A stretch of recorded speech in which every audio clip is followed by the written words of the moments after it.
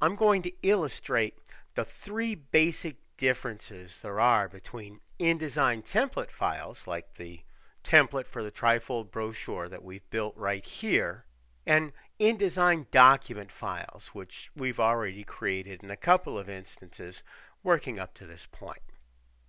To illustrate the first difference, what I'm going to do is I'm going to go to the File pull-down menu, and I'm going to select the Save As command. Keyboard shortcut for that is Command-Shift-S if you're working on a Mac machine like we are for this chapter of our InDesign CS6 course. Or if you're working on a PC, Control-Shift-S. I'm just going to click it from the menu though, and as I pull up the Save As dialog box, what I'll see is that by default, what it wants to do is it wants to create an InDesign CS6 document file that I've been working with. That would be the INDD files that we've seen previously. If I change that to an InDesign CS6 template, what it would do is it would save that as INDT. Now I have one more option. If I'm saving this back to previous versions of InDesign for someone else to work on, I can save that as what's known as an IDML interchange file that's compatible with CS4, CS5, and CS5.5 versions of InDesign, as well as working with the InDesign CS6 that we're learning today. So I'm going to select the InDesign CS6 template file, and I'm going to save that file in Chapter 5. Because I already have one created, it's going to ask, do I want to replace that because it already exists? And in this case, because it is exactly what I want for the file, I'm simply going to say replace it. And what that'll do is that will create my new template. That's the first difference between InDesign template files and InDesign document files, the file suffix that exists at the end of it. The second difference I'm going to show you right now.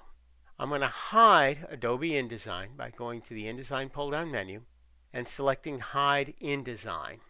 And when I do that, that'll bring me to the desktop for where I'm working on Chapter 5. Now you'll see that I've got a couple of files right here. One of them is my randy5.indt file. I also have this temporary file that shows up right here.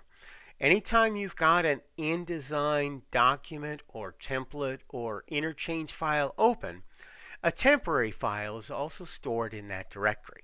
So if for some reason InDesign should crash, or as I once had happen, somebody hits a light pole 2 blocks away and takes out the power for the entire block, this temporary file is kind of a mini save and will get you almost all the way to where you were before you had that rude interruption to your InDesign file.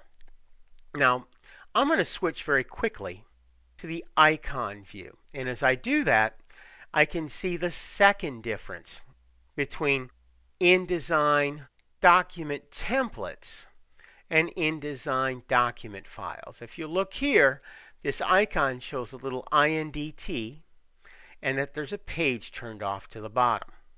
I'm going to go back to my cover flow view, and I'm going to go back to Chapter 2. And as I do that, and I change once again to the icon view, what I'll see is the InDesign document file that we created way back in Chapter 2. You'll notice in this case, it's got a little INDD that's set to the top and kind of offset to the left. It's got this little tab to the top, and it uses that INDD file suffix. So basically there are two differences that we've talked about here when you're working with InDesign template files as opposed to InDesign document files. As I go back to Chapter 5 and to the icon view, you'll see that the icon is a little bit different and that the file suffix is a little bit different. So this is difference number 1 and difference number 2. I'll show you what difference number 3 is when we go into the next chapter of our InDesign CS6 course.